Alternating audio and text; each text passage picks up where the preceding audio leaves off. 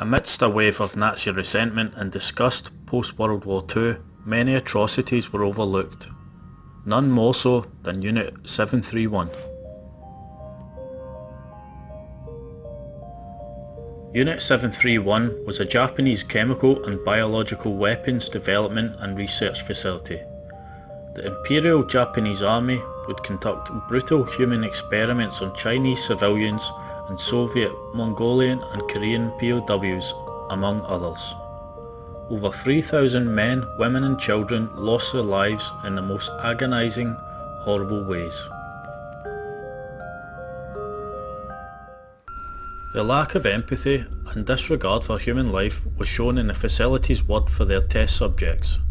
Prisoners were called logs, which highlights how prison guards and doctors only thought of their prisoners as objects. Detainees would be infected with various diseases in which doctors would perform surgery. Limbs and organs would be removed from unanesthetized alive test subjects. Researchers would test the body parts to better understand the effects of said diseases.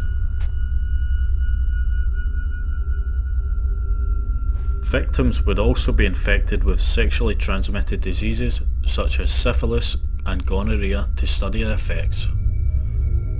Bubonic plague was also spread among some of the victims. They were then exposed to fleas so that the fleas would become infectious. The infected fleas were later used in bombs to infect Chinese citizens. Around 3,000 citizens died from this, as well as 6,000 deaths from anthrax using similar methods. To test the effects of frostbite, captives would be dipped in cold water and exposed to the freezing elements.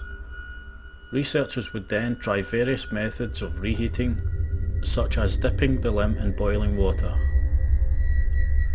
This was seen to be important research, as many soldiers had died fighting both the Soviets and their harsh winters. Sometimes prisoners would be used for nothing more than human targets. A multitude of weapons were used on these targets to test the effectiveness of weapons and the effects on human bodies. Bayonets, knives, swords, flamethrowers, nerve gas and blister agents were all employed this way. They were starved and dehydrated, crushed with heavy objects, or force-fed seawater, all to study effects. G-force testing was also employed by spinning victims in centrifuges at high velocity, in which many died. Perhaps the most sickening of all is that researchers and doctors were pardoned after the war. American General Douglas MacArthur granted immunity to the physicians in exchange for their research material. And so, some of the most evil human experiments in all history remain unpunished.